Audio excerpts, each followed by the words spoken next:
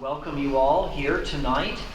This lecture is part of a conference that the Dominicans are having here to celebrate the 800th anniversary of the founding of the Order of Preachers. So it's been a great year that we've had to celebrate, and we had this conference as kind of the main part of our celebration in the South. There have been celebrations all over the world this year to mark this great anniversary.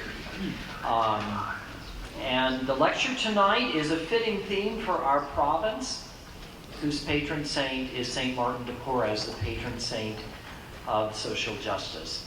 And as we get started tonight, I first want to introduce our friend here in Dallas, Bishop Greg Kelly. Where are you? There you are.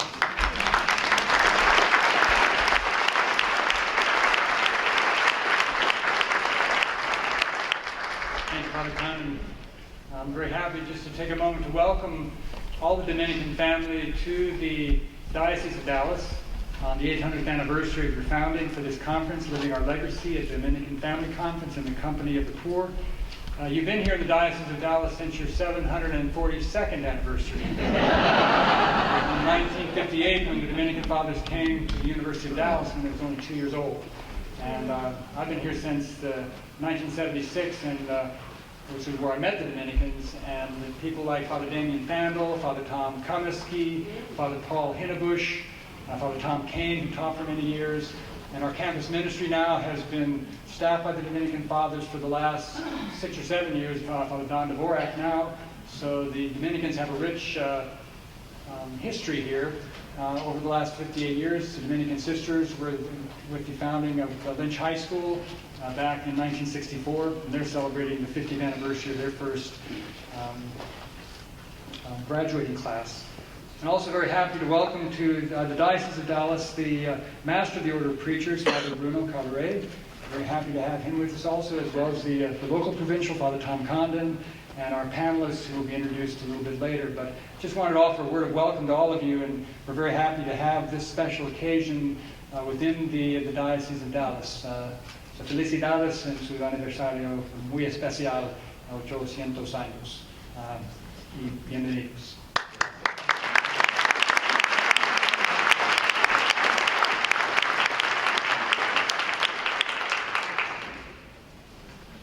We're pleased to be co-sponsoring this event tonight with the Ann and Joe O.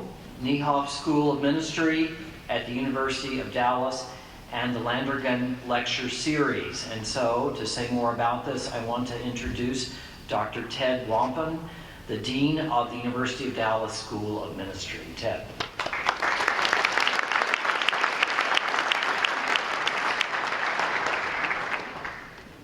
I'd like to just take a moment to thank you all for the opportunity to join you. Thank you, Father Tom, and to all those in the southern province of the Dominican Order for this conference, for being here, and for the opportunity for the Landrigan Lecture to be a co-sponsor.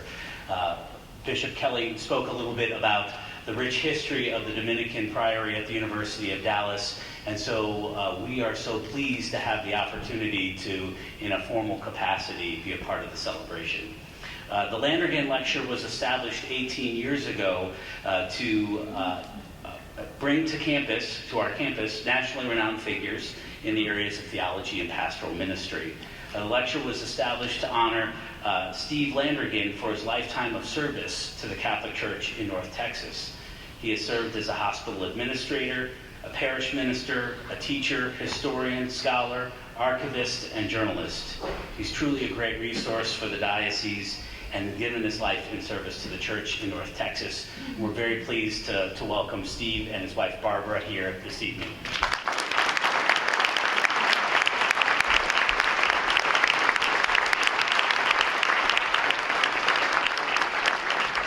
I'd also like to thank a couple of other folks who have helped play an important role in our planning of this evening. Father Rock Koretsky is a part of the committee that works to do some of the planning for the Landrigan Lecture. So thank you, Father Rock.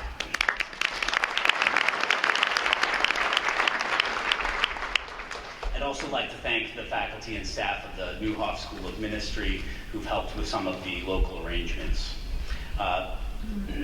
The title for this evening's panel discussion, In the Company of the Poor, I think is particularly fitting, not only for the province that we're in, but also for the time and place that we find ourselves. We're here near the end of the Year of Mercy, where our Pope Francis has called us to be missionaries of mercy and to be mindful of our closeness to the poor and the ways that they help us to be missionaries of mercy. So I think the celebration is also particularly fitting, given that the Order of Preachers is founded to spread the truth of God, whom we contemplate in our hearts, and who we've come to see in the face of the poor and marginalized in our communities, and with whom we are invited to walk. So I thank you very much for the opportunity to be with you this evening, and we're pleased to welcome all of you here to Dallas.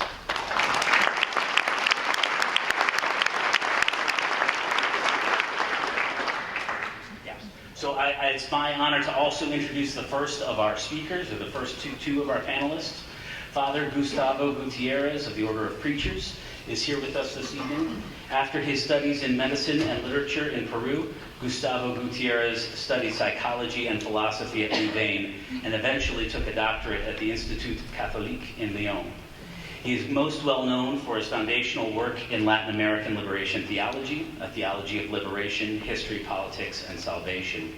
His other major works, which have been translated from Spanish into multiple languages, include We Drink from Our Own Wells and In the Company of the Poor, which is co-edited with Dr. Paul Farmer, who is our second panelist this evening.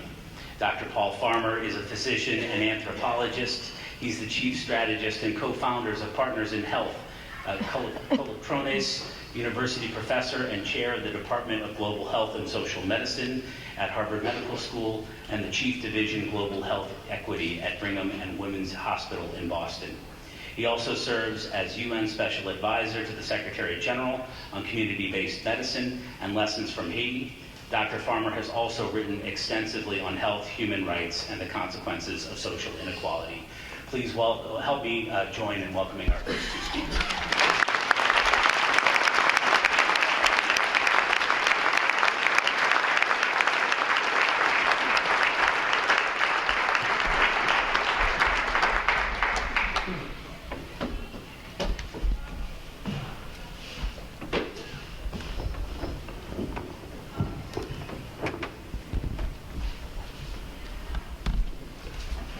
Our third speaker tonight, Father Bruno Cadore, is the Master of the Order of Preachers. He was elected in 2010.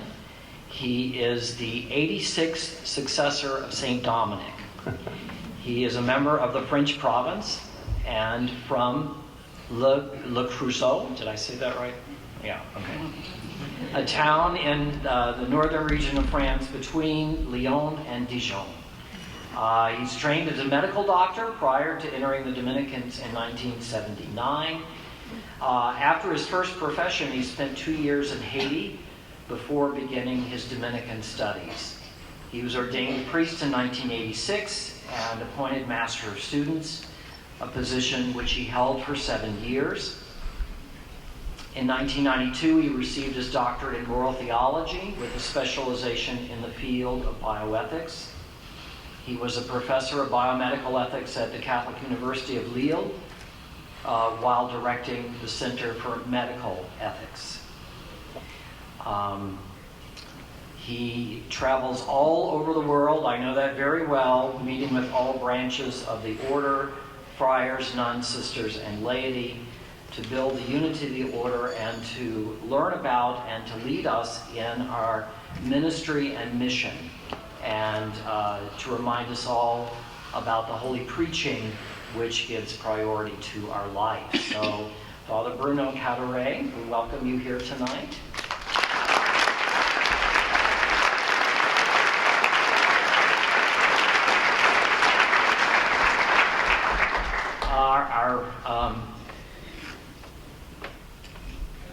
Also tonight we have with us for our panel Sister Barbara Reid, OP. She's a Dominican sister of Grand Rapids, Michigan.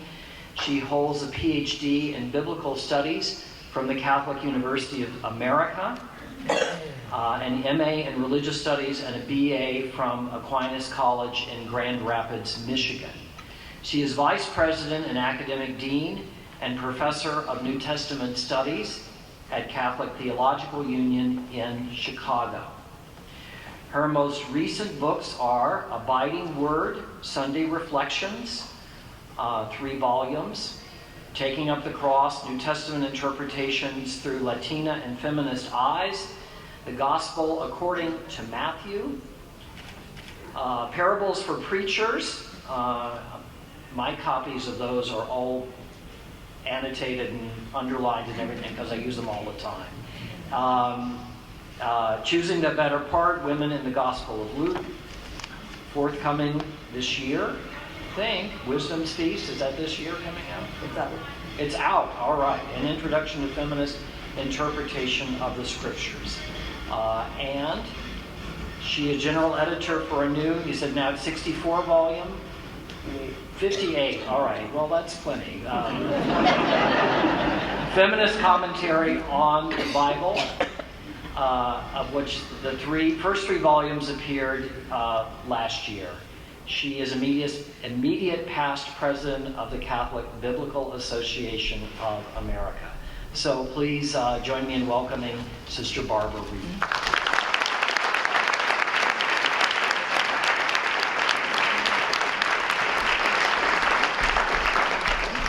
Before we turn things over to Sister Reid, I neglected one of my duties, which was to explain the small index cards and pencils that each of you have at your seat.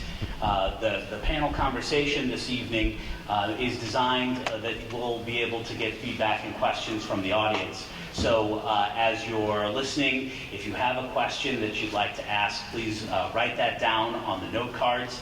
And when the last question is being asked of the panel, we'll collect those from the back of the room and bring them up. So thank you very much for your cooperation. Thank you very much, Father Tom and Bishop and Dr. Ted, and all of you for being with us this evening. We're so pleased for the opportunity for this conversation. This will not be a debate tonight.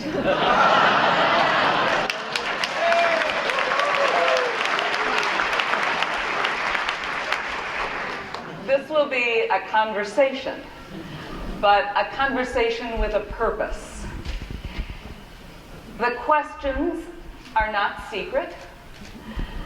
The participants in the conversation are actually the ones who are supplying the questions, prompted by their writings and by their life's work and witness, especially the witness that we have in the book In the Company of the Poor, co-authored by Father Gustavo and by Father Paul Farmer, with the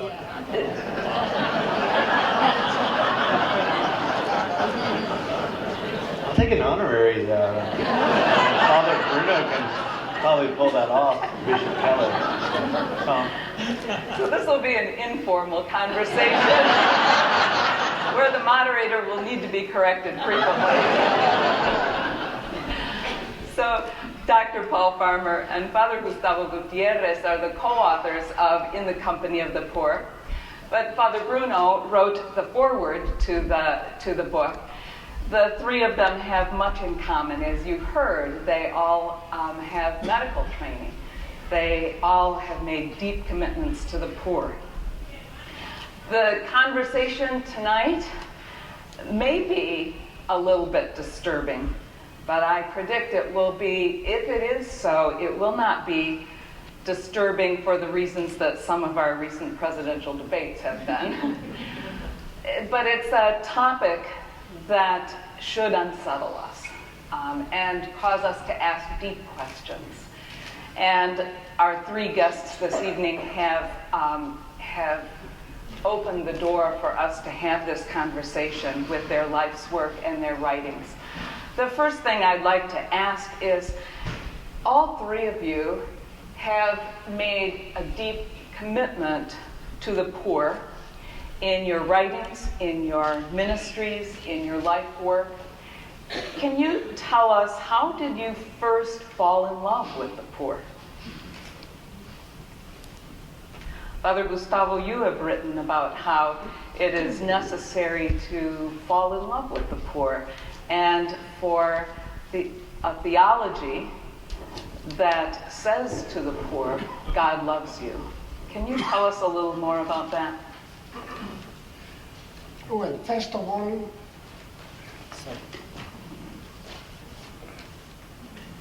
I would like to express my recognition for this invitation and for your presence here also. Well, the poor persons were always important in the history of the church. The concern about the poor is not new,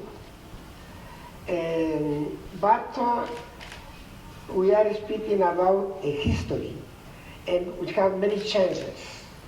And the question in some centuries ago, the interpretation of poverty was different. It's not the moment to enter in details, but a little different. But we have had in 20th century, above all through the Pope John the 23rd,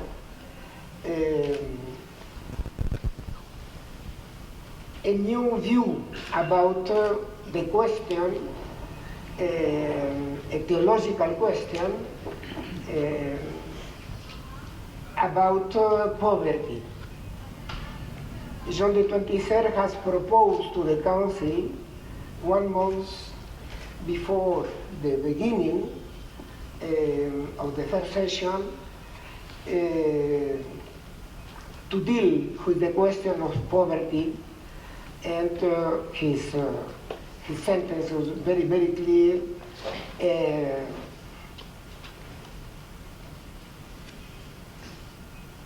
Speaking about the church of everyone, universality, and at the same time the church of the poor. Well, this point, so important, was not so present in the Council. The Council was doing a very good task, certainly, open doors, but this point was not so. The people, the experience of the people there were not about the contact with the poor. Well, it has happened after this, and 3 years after the end of the council, we have had in our continent one conference. The important point, the most important point, was poverty. Well, because we have a new presence of the poor in history of the humanity, and to finish my domain, this new perception about poverty, we call this eruption of the poor, present of the poor in the middle of the 20th century. Well, I think 2 things are important in this question. One is the complexity of poverty. I would like to say from the very beginning, when in theology we speak about poverty, it is not only a monetarian poverty. Poverty is to be nothing. And one philosopher, a lady, has Arendt has said this, to be poor is to be a person without right, having rights, no rights. The poor, they are marginal, and the other question, important, is we were clearer about the cause of poverty. Poverty is not a destiny, it is a condition. Poverty is not a misfortune, it's an injustice. And this perception was not so clear before, and was a call to the church to rethink his behavior to the poor persons.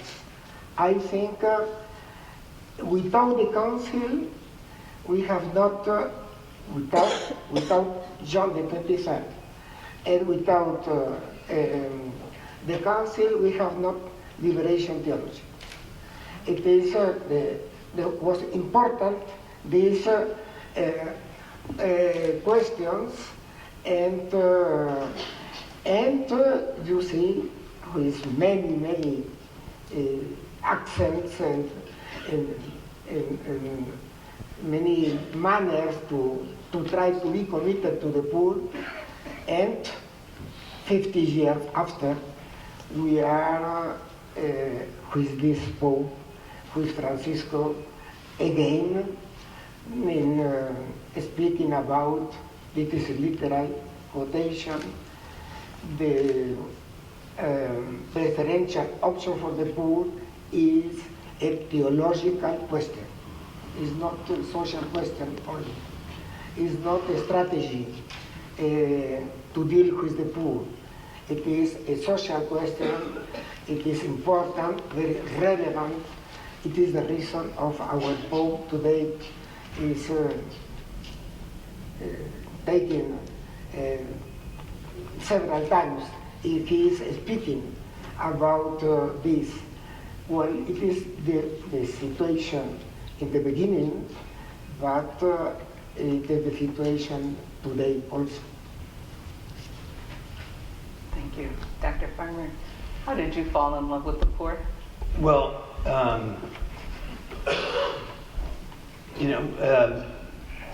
going to Haiti, I think, after college, I had heard, it's very funny, we, as you know, but maybe others here don't know, Father Gustavo and I have been friends for over 2 decades. And if you would have asked me as a, young Catholic kid, who's the Pope, at all, I wouldn't have known. Sorry. I just want to get it out there. I know I think it was John the 23rd or my grandma. Anyway, I really came at this through medicine, or wanting to be a doctor. I shouldn't say through medicine, because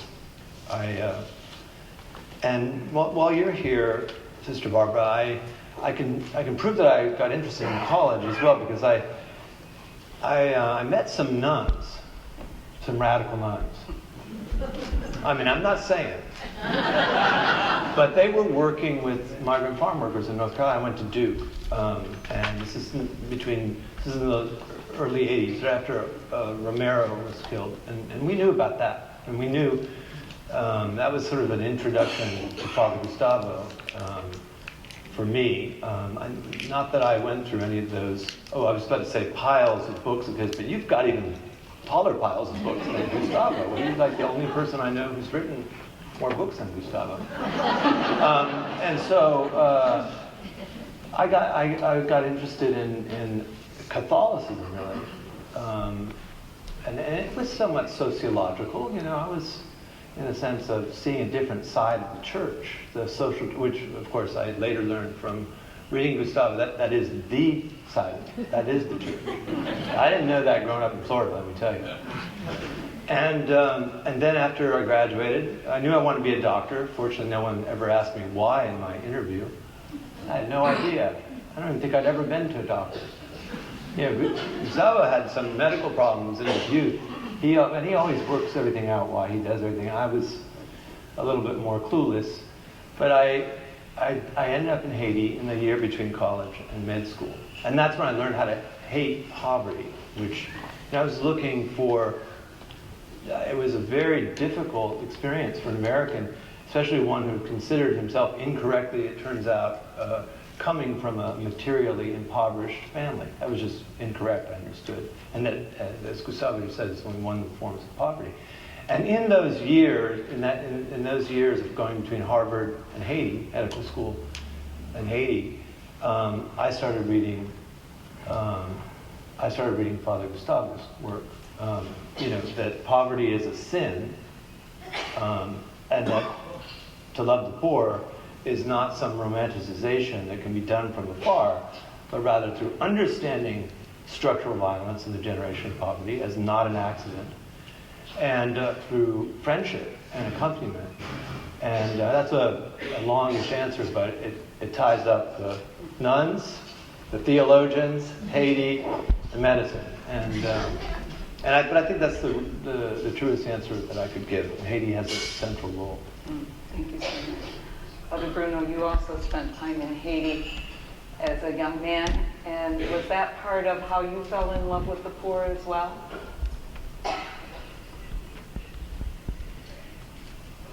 Yes, I have to say that I'm very grateful to the order, because after 1 year in the novitiate, the order sent me to Haiti, and this has been for me the most important decision in my life, especially because I knew something about poverty, about the poor, but until this time, I had never had friends among the poor. And during 2 years, I learned my life with them. They welcomed me, they gave me something to eat when they had something to eat. I lived with them. I discovered what it means to live in this kind of situation when you don't have to eat every day, when you don't have somewhere to sleep, when you don't have water, when you are just looking for life. And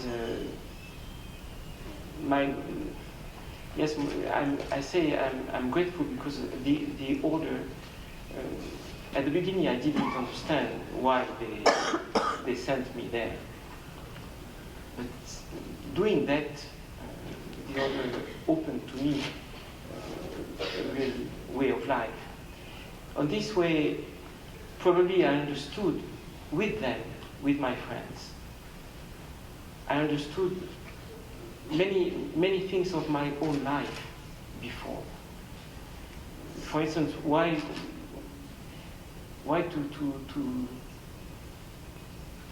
to become a physician,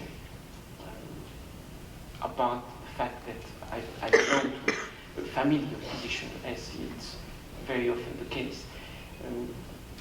But why it was so important to take care of those who don't have any place in the world, don't have any voice. Why it was so important for me to be a son of someone from the French continent and someone from the Caribbean area. Why it's so important to have to take care to this fact that in this world there are some people who know they have their place, their voice, their importance. And there are many people, the majority of the people, who are taught that they don't have voice, place, right. And then this, I didn't experiment that. I knew that, but before to have friends to teach me this, I can say I didn't know that. I had a sort of intellectual knowledge. After that, when you have friends, you just receive your life, and they teach you what is life. They teach you how to speak. I had to learn their language. So you receive everything from them. So in my life there is one time before, one time after. There is one theology before, one theology after. One faith before, one faith after. One interpretation and experience of friendship before and one after. So thanks to the order for this gift. Thank you. Thank you for sharing that gift with us. Father Gustavo, you have spoken often about the fundamental preferential option for the poor. And some of us struggle with how do we understand an option for the poor in light of God's universal love for everyone? Does God have favorites? And can you help us understand that concept of preferential option for the poor? Well, first of all, this sentence, preferential option for the poor, was born in the church in Latin America between Medellin, 68, and Puebla, another bishop conference, in 79. And in different manners, priority, not preference, or first, the poor, and so on. I think if we say preferential option for the poor, the idea is to respect one point present in the Christian and biblical message is the universality of the love of God. Love of God, love anyone. And but in the behavior of Jesus is a proof of this. First, the poor, and is preferential. Preferential is first. And certainly, in some moments, we can have some tensions between universality and preference, but no contradiction. It's another thing. Because both are important points in the Christian message. The universal, anyone, but at the same time, but you know, it's not strange. It is happening in a family. In a family, 5 sons, daughters, and the preference is the baby. And the eternal question is, father, mother, you love to my brother more than me. Eternal answer, no, it's the same. It is exactly this. It's very clear. It's no contradiction, because in the little persons need protection. It is the case. It's not because the poor are, from human point of view, very good persons. No, they are persons, human persons also. We have a great generosity in the world of the poor, but at the same time we have others poor, not so good persons.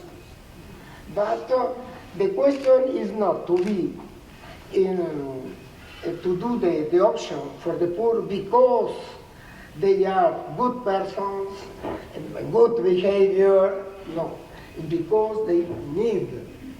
It is exactly the lesson of the Good Samaritan. The Good Samaritan approached the wounded person because he was a person in need, not because he was maybe a friend, maybe a compatriot. No, nothing. It's not the question. I think it is the point. And in this question, the preferential option for the poor. But you know, I think any formulas are we can always to correct or to interpret. It is normal this. I think it is not perfect this expression, but the intention is this. And because one point in the Christian message is very relevant for this question, is the gratuitous love of God. God love gratuitously. The meaning in this moment is we are persons loved by God because we exist, not because you are better. This privilege, it is not so. We exist, and it must be our way also. Only in this country, I remember very well in the beginning in '69, I have read one document of the persons of different black churches. And the beginning is this sentence: we want to say we exist. Point. It's the first line. After that, conditions, work, and so on. We exist. Well, it is the case of the poor, in general. And for this reason is the preference. And it's important to arrive to this question, but I repeat my point, is very complex poverty. Poverty is not only money, and poverty is the personal situation. We say in liberation theology, we call the poor sometimes non-persons or insignificant, in manner to say they are nothing, these persons, without rights. I have said this before, but you know, the point is this. One person could be have some money, a poor person but with some money, but he was the color of the skin is one reason to be marginalized. The condition of women, the feminine situation, it is one aspect of poverty, no rights, and not full rights. And the culture, Western culture, the first one, well, than many other cultures. It's very difficult to compare this. And all this is poverty. To be marginal and to be not respect as persons and as sons of God, not daughters of God. I think it is important. And another point to finish my answer is about the preferential option for the poor to help with this sentence to be committed to the poor. It's not only to do a beautiful a beautiful phrase, but no, it's true. Because poverty, we can overcome poverty. You know, in this time, it is very present in several circles and groups to speak. We are living a post-industrial moment, a post-capitalist moment, post-socialist moment. Well, I am waiting for post-poverty moment.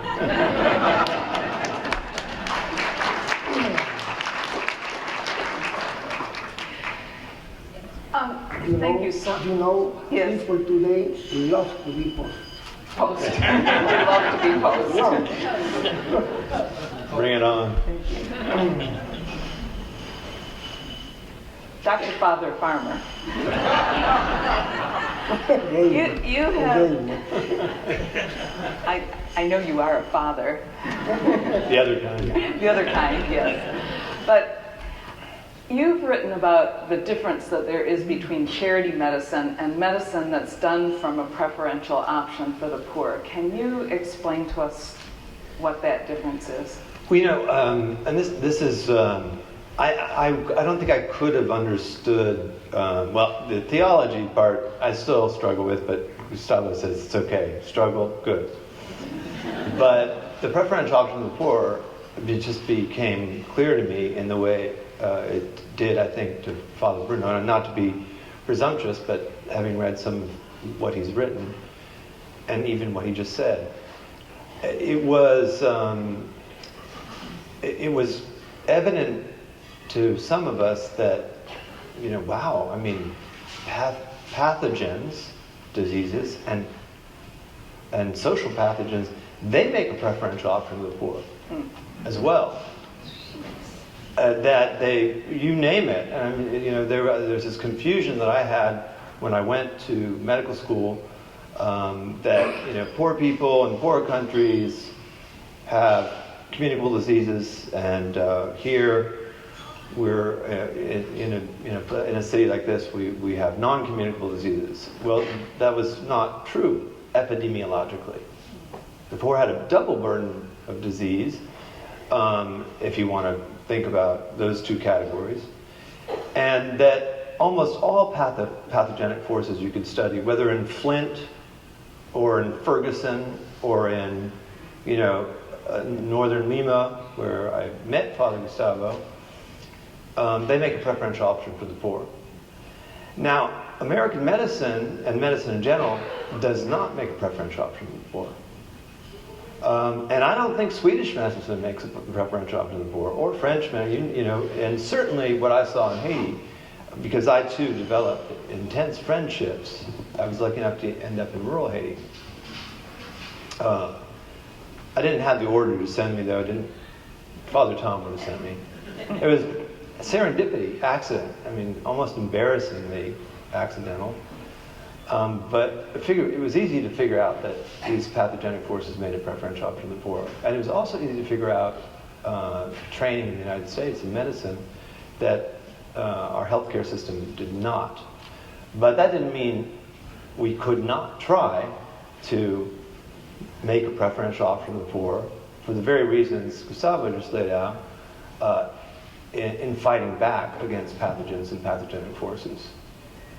And that's why we started Partners in Health. And in fact, we cribbed the mission statement directly from one of Gustavo's books, which I think is pretty cool in retrospect. I mean, we were only in our 20s, some of us, right? I mean, you usually look back and say, ooh, that was bad. But there's one thing I'm proud that we got right. So the mission of Partners in Health is to make a preferential option for the poor in healthcare, and to fight back against poverty, because, you know, we want it to be post-poverty for the same reasons.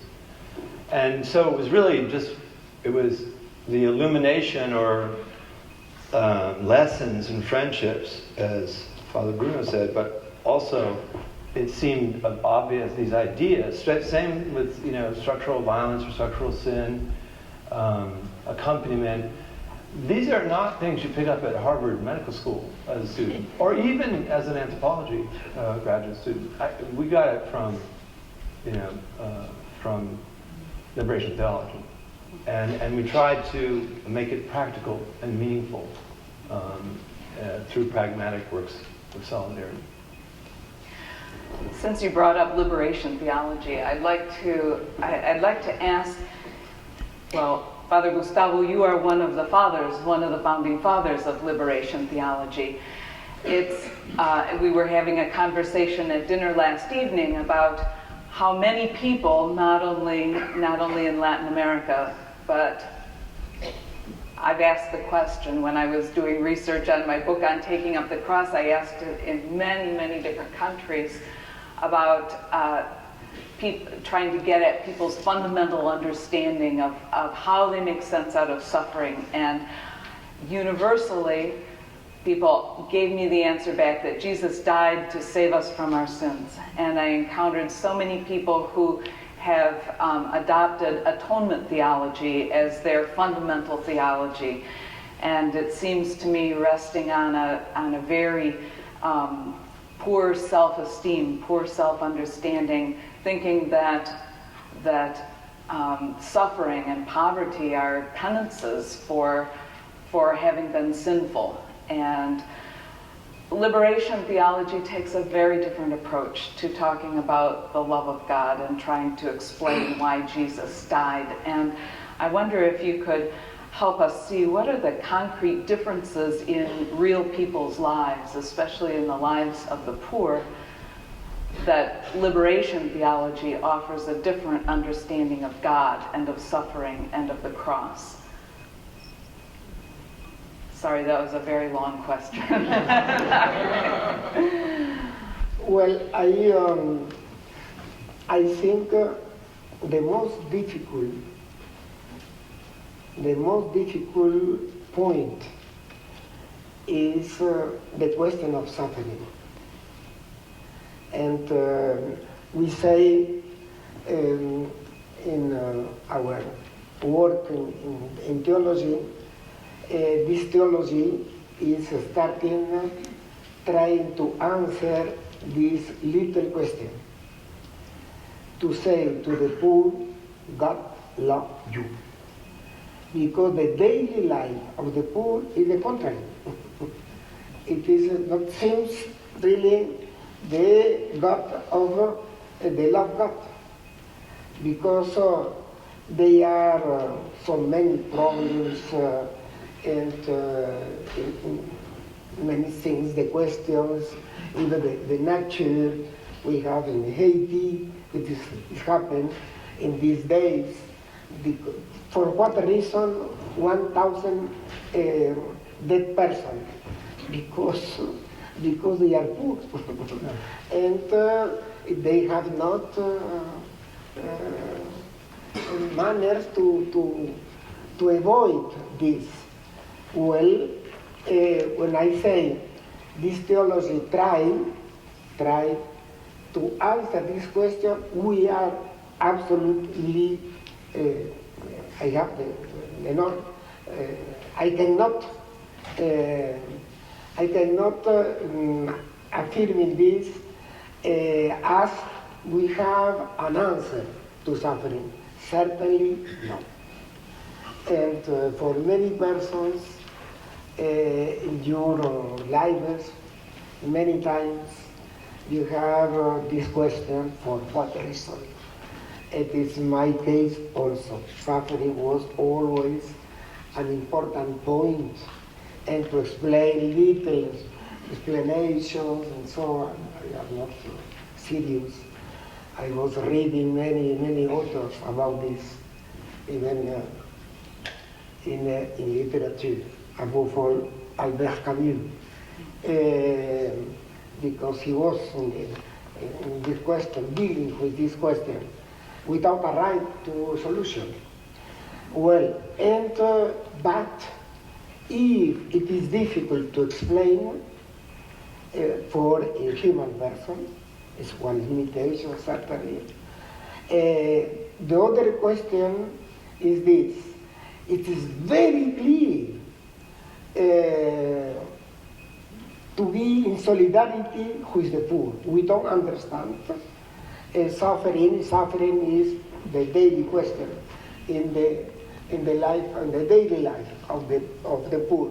Well, but without doubt, to be with them. It is a reason for me to be there. The solidarity to help, and not only again the good poor, but any person in need. Well, I think this point is very clear. You can say sometimes I am thinking in this way also. It is not enough. It is true. It is not enough. But I am not God. I cannot explain this easily.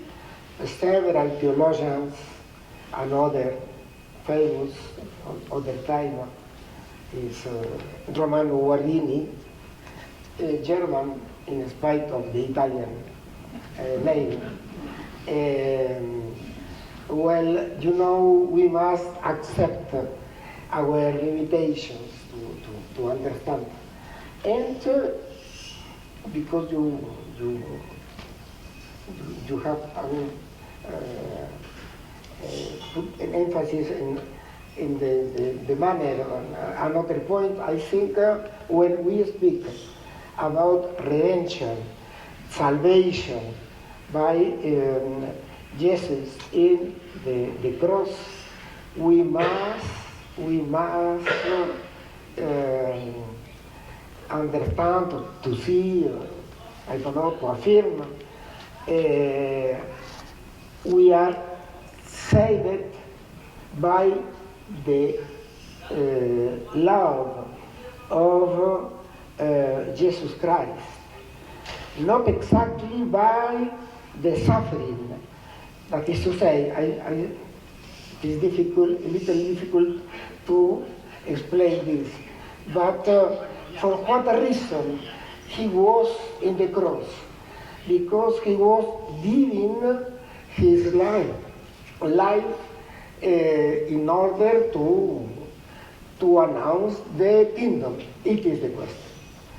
This fidelity to announce the kingdom has accepted, but in Gethsemane he has said to his father, I don't want this death, but first your will, not my will. It is very different. But the reject of death, the cross was very clear, because was also very important point in our faith. He was a God, and he was a human person, and a human, a void person, because it's complicated from the 5th century. But well, I think never suffering in itself is good. And well, partially we can learn, if we are suffering, we can learn a little bit things happens in our lives, happen to me also. And it is not the point. We need to understand the love of God and the fidelity of his Father. It is the reason of salvation and, by consequence, joy. Because life, the question of life was mentioned by Bruno, I think is joy. But finally, the same point in 2 words, we cannot explain, I think. I cannot explain. Suffering, and it is very clear we must, as Christians, and to have, to take the way as Jesus, to say, I don't want to suffer, but your will and not my will. And to be in solidarity again with the needed persons and with the suffering persons. This is for me so clear. The other question is really very difficult. And but you know, if we are,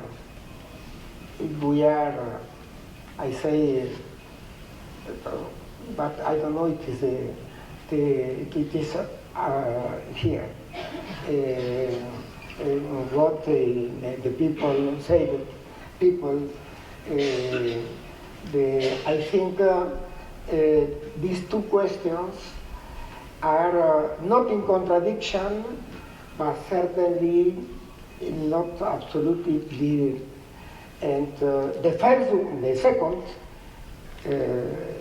solidarity, commitment, this is very clear. And to understand the other, well, the life of Jesus is this small dialogue in Gethsemane. It seems to me it is the most advanced point in order to explain as a human person, Jesus Christ has said, I don't want.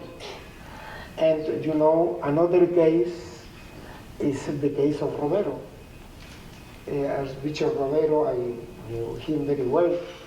He has said, I am afraid to be assassinated, but I cannot abandon my country and my people. You know, it is not the only one case in the history of the church, but to mention a contemporary person. Thank you, Father Gustavo. Father Bruno, earlier you spoke about a way of life in solidarity with the poor, and both Father Gustavo and Dr. Farmer have also talked about solidarity being a way of life and not isolated acts. And about 2 years ago, you wrote a letter to the order about mendicants being in solidarity with others, and you urged us to embrace a culture of solidarity at the service of preaching. And so many of us here tonight are Dominicans, and I'm wondering, and all are friends of Dominicans, if not Dominicans themselves, but this solidarity in community, not as individuals and not isolated acts. Can you say a little more to us about what that might mean for us?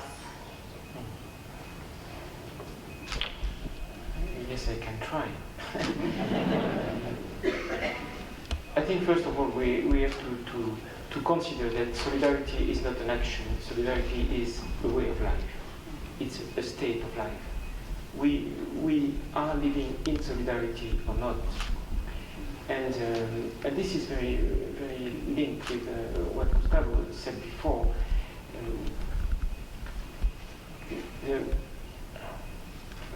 From my point of view, the theology of liberation is something about the indignation in front of an impossible covenant, or to say it better, the indignation when you see that among the humanity some think that they can decide with whom there will be a covenant. And the point of this theology of liberation is to say nobody can do that. Nobody can decide that you are not part of humanity. Nobody. After that, we can and we have to help to be creative with some action for solidarity. But first of all, we have to decide to live this state of life.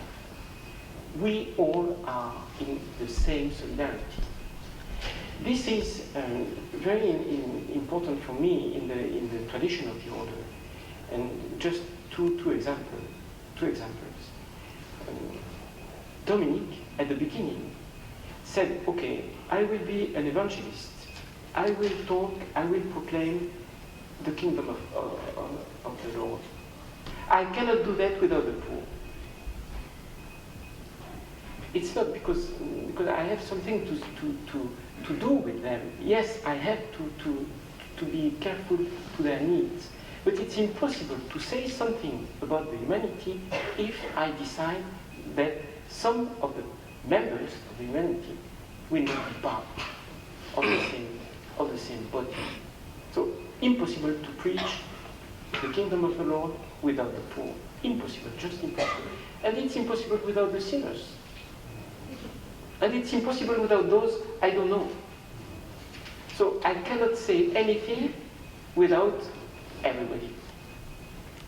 This is the state of solidarity, the first one. Montesinos said the same.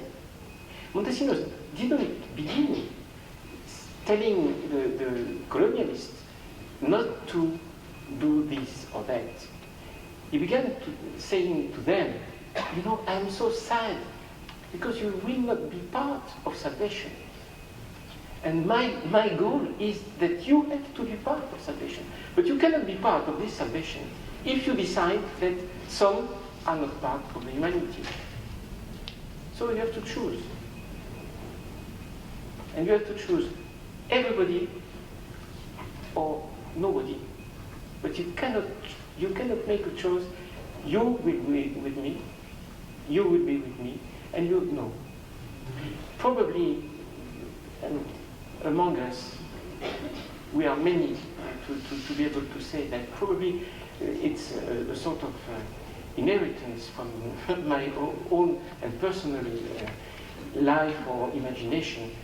But when you think that in your life, in the history of your family life, at one point, to exist, you have the need that someone decides that you will be part or not. This is the fundamental indignation which makes humanity. And I finish on that. In the Haitian language, there is a very important word which says de respecte, which could be misrespect. We use often the word misconduct. Misrespect. Do the opposite of respect. This is the fundamental indignation. When we see that, we understand that someone is trying to decide who will be part of the humanity. This is impossible. For that, Christ died. And to reverse that, he died, gave his life, and received back his life by the Father. This is our mystery of faith. So when I say something about the solidarity among the order, because it was your question, excuse me, I just want to call the order to understand and just to take consciousness that this solidarity is part of who we are. We are not an order for the refugees. Some of our brothers and sisters are refugees. We are not an order for the families without any means. Some of our brothers are coming from these families. So they are not others. They are part of the same humanity. And the decision, the fundamental decision, is we are part of having one humanity. Yes or no? So we shall preach one kingdom, yes or no? For everybody, yes or no? This is for me the fundamental before to say anything about solidarity. Thank you so much. I want to ask one last question before we invite questions from the rest of the assembly.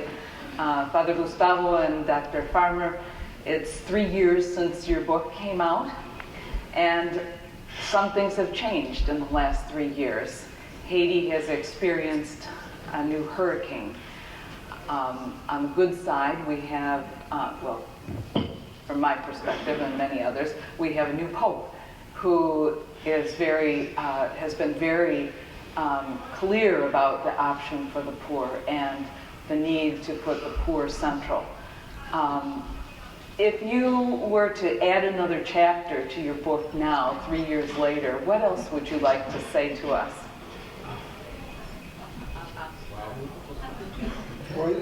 Whoever wants to go first. We are in history, and it is very dynamic. And I think normally, the basic points are not changing. But the manners to deal with this, when is possible, why not? And once in one press conference, one person asked me this: if after 20 years of my book, Liberation Theology, and he has said, he put this question, are you able to write this book today, 20 years after, in the same way, or no? He was not the only one, the person asking this, several persons, and I was not sure about different answers. And this time I say, my friend, are you married? Yeah. And are you able to write a love letter to your wife in the same terms today than 20 years ago? No, it is my case. For me to do theology, I repeat this very much. For me to do theology is to write a love letter to the God of my faith, to my church and my people. And I cannot say exactly the same, but certainly the love was the same.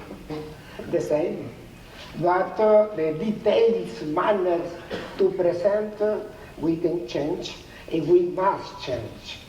Because the question is, it is very important to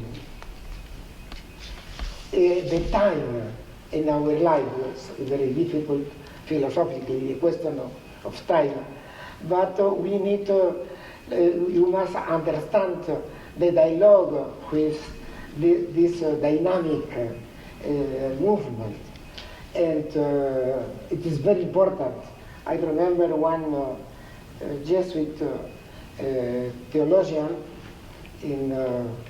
when I was a student, and he has written a very good book, Reid, and he has said this: if a theology is not of today, is false. Certainly it is an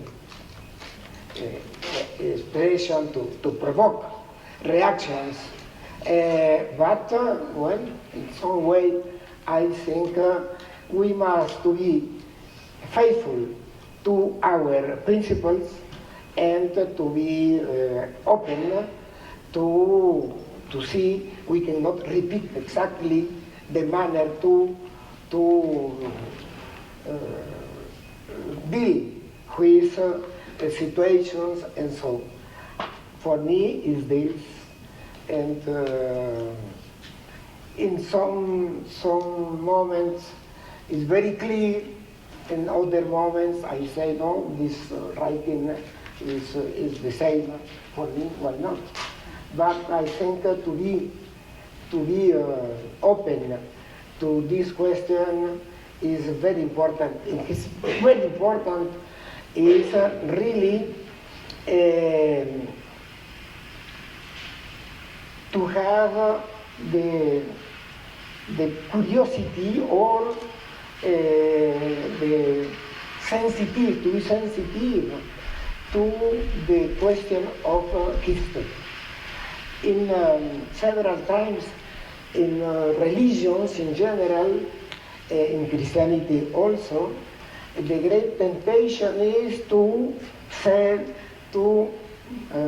push an other history. And we know we are Christians here, and here we love, here we sing, and I think it is very important. Another, sorry, too many quotations, but another poet, French also. Sorry, but my French background is very, very strong. It is not because the master is there, it's not so. But it's very honest. It's Jacques Prévert. You know, this person was not a believer.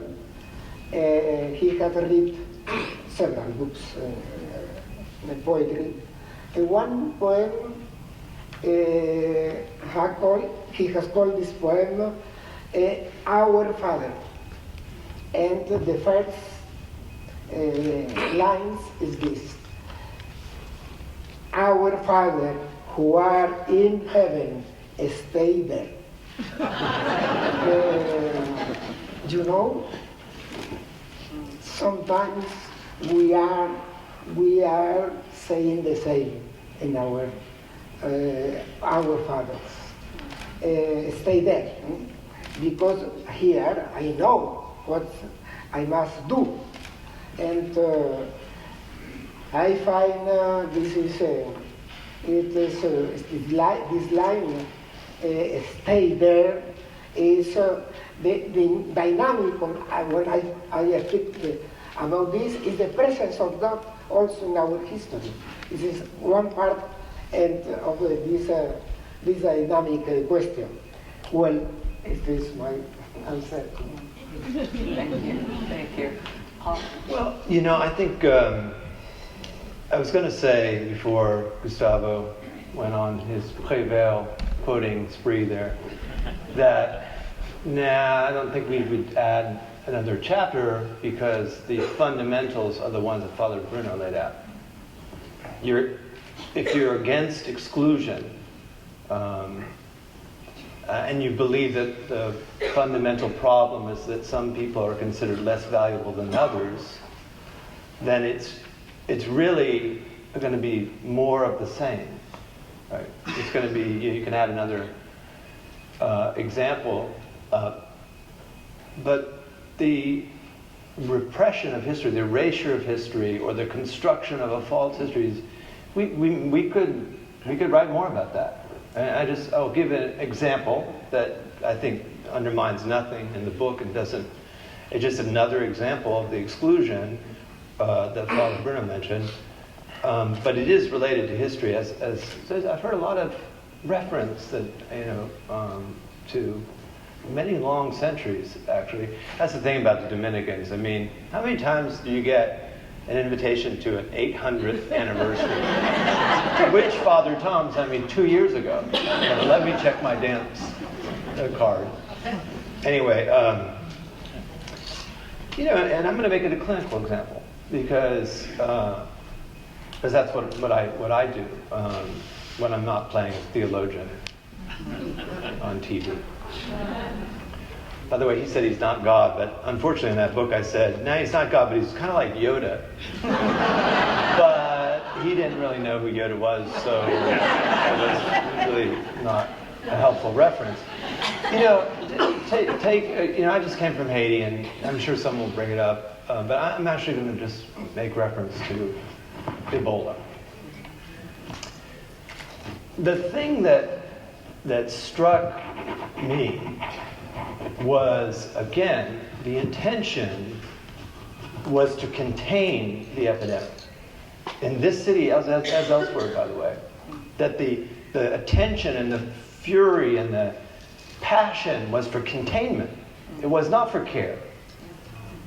It was a containment-only strategy over there. You know, at the time of the Dallas case, there had been thousands of deaths, and all but 10 of them were in Guinea, Sierra Leone, Liberia. So why? Why those three countries? And that was one thing. As a doctor, that's not really what people were asking me. Like, why here?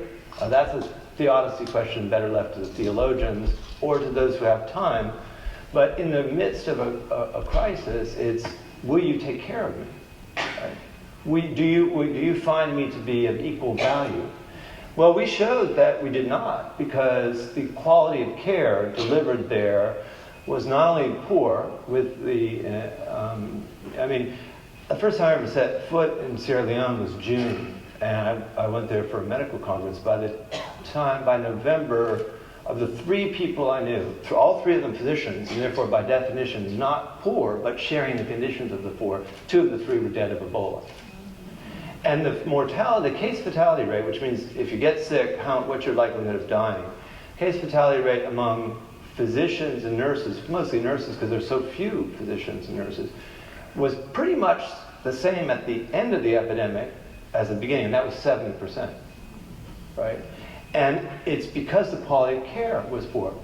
None of the Americans who got Ebola died, but that's because they were airlifted out of the clinical desert that was created by war, that was created by colonialism, that was created by slavery. And that's what built the West Atlantic world. That's why Bartolome de las Casas, that's what he said. You know, and that's 500 years ago anyway, not 800.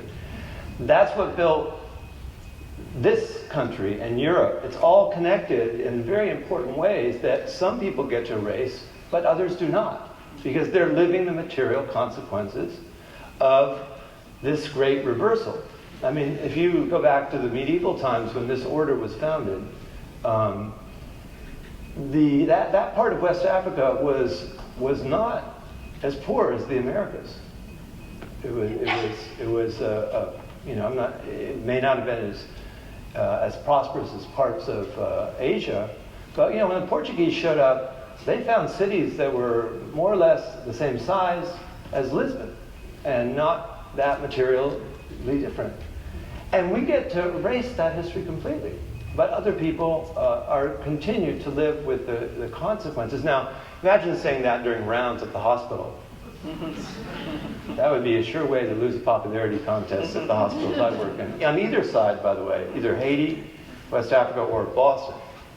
But it's important to know. And so I hope we said that enough in our book, that if you're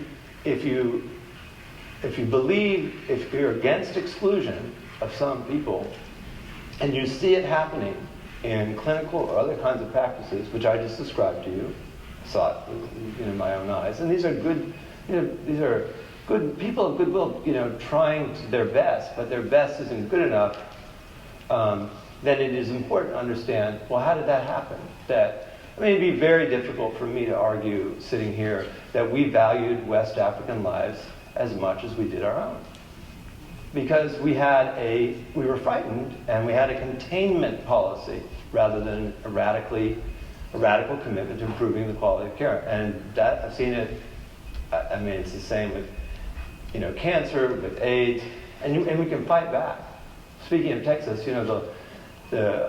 someone had predicted to me that the biggest ally of people living in AIDS in Africa would be George W. Bush. I would have not believed it. But the program launch then is probably the largest global health equity endeavor so far in the history of medical attentions towards that continent. Before that, it's about a containment and stopping spread to affect other people, and not about care. And I think that maybe sounds like an overly technical example, but it is largely just that, an example that echoes the ones that we use in our book. And it's it's how it gets in the body, I think, that we could spend more time, we could have spent more time exploring. Thank you. We'd like to take some of the questions from the audience, and as you It's a can, basket of deplorables. wow, as you can see by the number of them, there's no way we'll be able to get to all of them this evening. So let's see if we can get to some of them. Well, here's a real simple question with a, I'm sure, complex answer. The simple question is, how can we show solidarity? How can we show solidarity?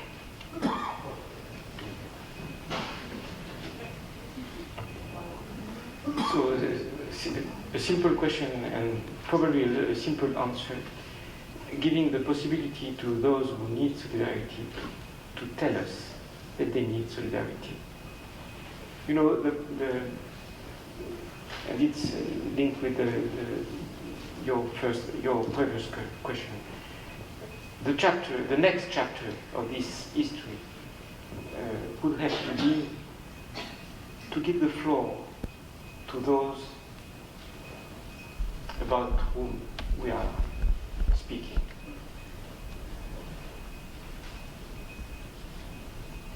Give the floor and give them power. Power to say that they exist. And they are not asking anything more than what we are just using. In a book, what is written is not what decides what will be the margins. The margins indicate to what is written, how to be written. And at this moment, we are just in a sort of opposite way. We just have to give the floor to those who have rights and are not recognized. I really appreciate you reminding us of that we've been talking mostly from our perspective, and how do we become in solidarity with them. We've been talking about them a lot this evening. Both Father Gustavo and Dr. Farmer have written about, Father Gustavo, you've written that Jesus not only healed the sick, but allowed them to participate in their own healing. And you wrote about, in We Drink from Our Own Wells, how important it is to hear from those that we've been speaking about tonight. And Dr. Farmer, you talked in the book about you talked eloquently about experiences of eliciting the experience and the views of the people who've been made poor in order to arrive at the path toward their healing. Would either of you like to say more about how asking for the voice of those that we've been speaking about, wanting to be in solidarity with? Can I make one very material? I mean, he's already said be careful, because poverty isn't just about a material or money, as you pointed out. But I was in Haiti last week, and in the hurricane-affected areas. And first of all, people weren't shy at all about saying we need solidarity, and often use that word, as Father Bruno knows will happen in that country. I think it's instead of distorting or trying to be a ventriloquist, if you actually ask, you will hear things like, well, we need tin, we need cement, we need seeds. We're going to have a plan between when when we replant and when something grows.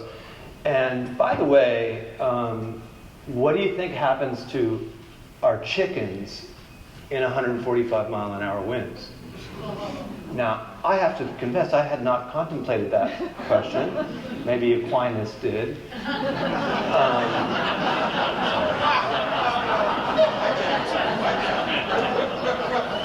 But these are very pointed commentaries. And I talked to a journalist who is very sympathetic. This is not a Haitian. And, he said, the Haitians are resilient. And I said, yeah, but we can't confuse resilience with the ability to survive, right? And that's the point I think both Father Bruno and Gustavo made. I mean, a preferential option to the poor, it makes sense as, once you say, no, these people are not excluded from our family. 2, actually, they're more important. And then 3, they're very specific kinds of problems. The journalist, by the way, said they're resilient, and I said, well, we can't confuse cultural resilience with the ability to survive 145-mile-an-hour winds, or the ability to survive an earthquake in a major city where the concrete buildings, are poorly designed. My 2 friends who died of Ebola, they were plenty resilient. Let me tell you, they're very resilient people. But there is a material side to survival. And, these are examples of places where it has really been stripped away by forces that are readily, amenable to study. Now, I don't want to give an overly materialist interpretation, but I feel obliged to say that if we want to express solidarity, then we need to think about pragmatic solidarity. That is, listen to what people are saying. And I've heard the same thing all over. I've heard it in Lima. I've heard it in prisons in Russia. I've certainly heard it in Sierra Leone and Liberia. And the distortion that we add. Again, I think it's a distortion to speak of great resilience without noting that does not confer the ability to survive some of the catastrophes that we've talked about, or medical catastrophes either.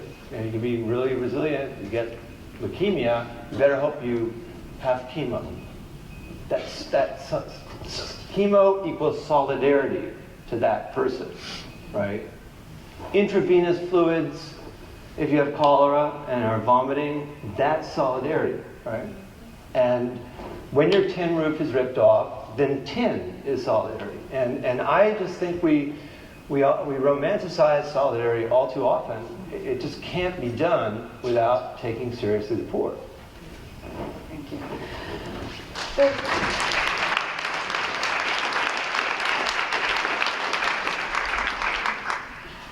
There's a question here about poverty as an evangelical counsel. Who wants to tackle that one in light of this discussion tonight? The vow of poverty. She said counsel, Padrecito, but I don't know what that means. Los votos de pobreza que tomamos. ¿Cómo comentar sobre el voto de pobreza in light of this conversation? Different ways to enter. For me, there are 0 ways to enter. But I'll learn. I think you've already entered and committed yourself to it. Well, first of all, it is a vote. Vow? Vote. Okay. Vote. Well, it's only a vote. It's not the finish, but the 3 vows are a promise. And how we can live this 3 is the question. I think it's not because I say I am doing the vow. I have already practical the question. I think the second point is a little long, a little longer, but in the Bible we have above all two meanings, little others also sometimes, but significations is poverty is to speak about the poor is to speak about the real poor. That is to say, it was my accent before, the marginalized person and so on. This is poverty, real poverty. I say real because the other sense is the spiritual poverty.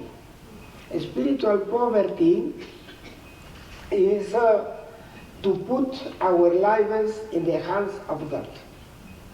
This is spiritual poverty. Spiritual poverty is to be a disciple of Jesus.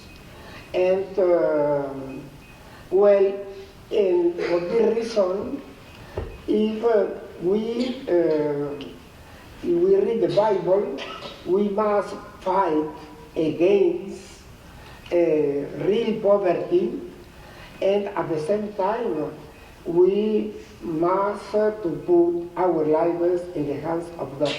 Well, and to announce the gospel. And to announce the gospel in this moment, we have what is called voluntary poverty. It is another sense come from the relation between real poverty and the spiritual poverty.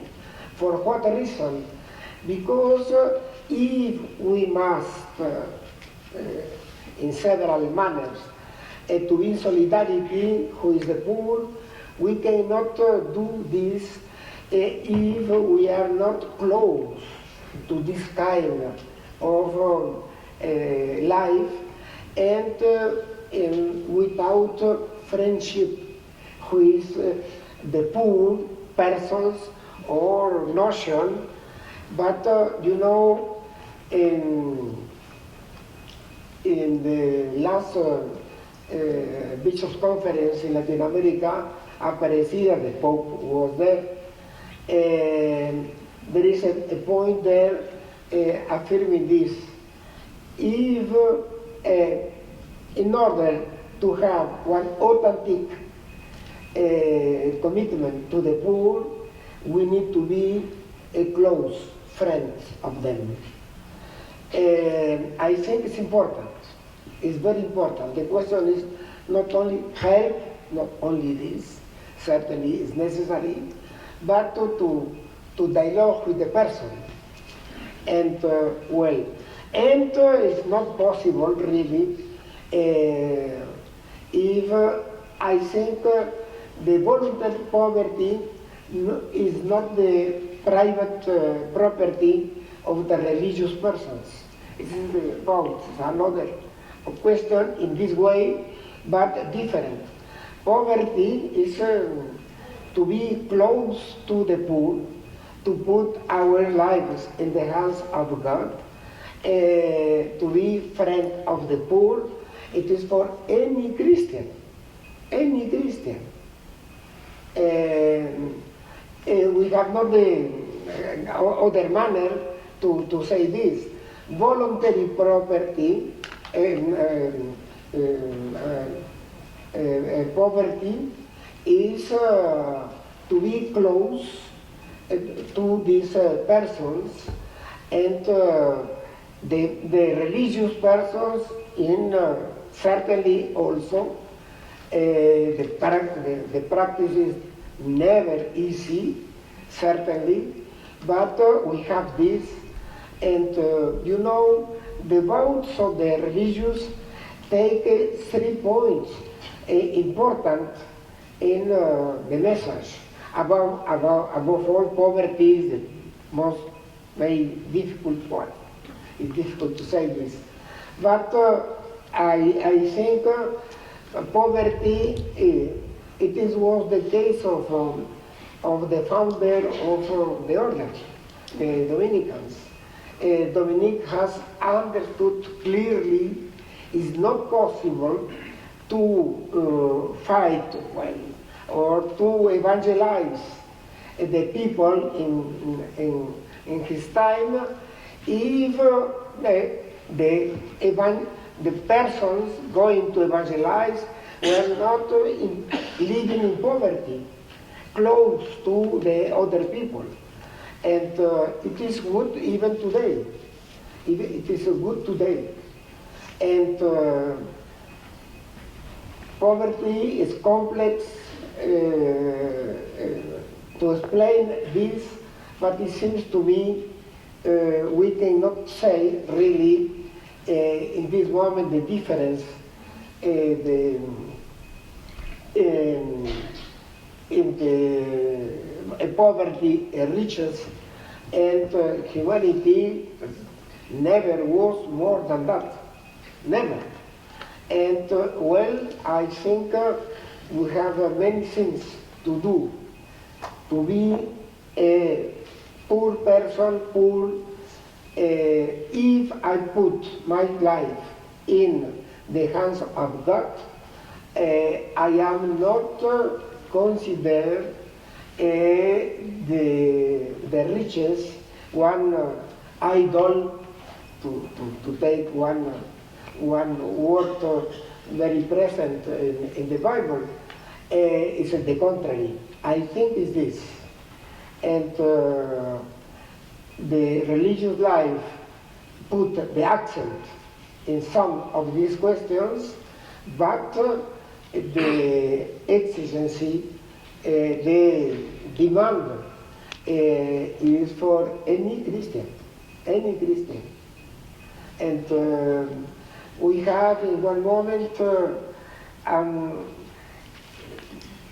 taken away very, for the lay persons,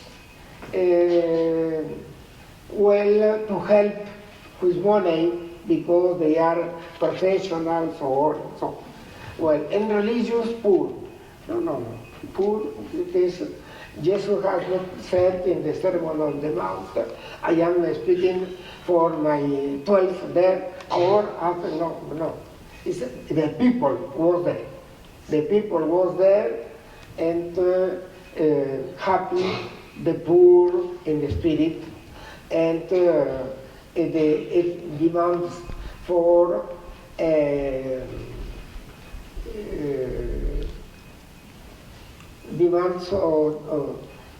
to be in solidarity with the poor is there. I think it is important. You know, when we speak about the lay persons, all of in this saal were lay. I was lay before. 60 years ago I was lay. Little more. Well, but I think the lay persons have not another gospel. It's the same. It's the same. We can need maybe to reflect a little more about this, but at least for me this last point is important. The gospel is for any Christian in different manners. It's another thing. It's not more, no. It's not so. And well. Thank you. We have so many really good questions. I think that what we may need to do is entrust them to you for your next book and hope that you can help us. One of the biggest ones that was surfacing in several of the questions is, what can we do here and now? I think we, in some ways, were hoping you'd give us a recipe or a quick answer for what we can do. Does anyone want to take a 1-minute answer on what do we do here and now? A few weeks ago, I was participant in a meeting with the sisters, brothers, and lay Dominican working with the native people in Latin America, in different countries. We have been amazed to discover that in all these different countries, one of the main difficulties for these people was that some big companies used to come and take field, water, properties, ownership, and push the native people away. We know that. Everybody knows that. We know that. We look at that. So we have to preach, and not just to preach to the native people, but to preach also to the company and the owners of these companies who are doing that. They are just deciding that it is possible to say that the native people can go away. This is something we can observe everywhere. So just what can we do? Identify some concrete points, concrete places, and identify the people, and go and preach. Sounds like a very good Dominican note for us to end on. I think, too, one of the things that I'll take away is to be praying for us to become post-poverty, as you invited us to do. As we think about it, as we've thought about it tonight from many different angles, from the angles of theology, spirituality, medicine, social, economic, cultural factors, it's very complex, as you said to us at the very outset. But we're very, very grateful to the three of you for helping us to engage in these complex questions and to give us the hope to be able to continue to commit ourselves to lives of solidarity and to be able to preach that word. There's an expression that you used in your book that I also like to hold on to, and that is that you invite us to a hermeneutics of generosity, of gratitude, and hope. Your presence with us tonight and your words, your message to us has indeed given us that. Thank you so much.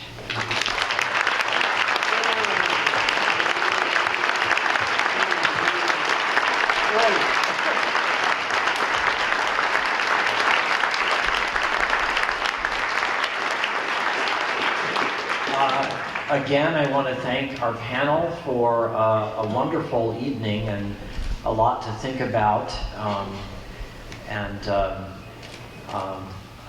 I know, wow, for me, it's so much, it's been overwhelming. So thank you all very much. Paul and Father Gustavo will be at this table over here signing books. If you'd like to have a book signed, then go over there and they'll be happy to do it. Thank you all so much for coming. Glad that you were with us for this evening. Safe travel home. God bless. Good night.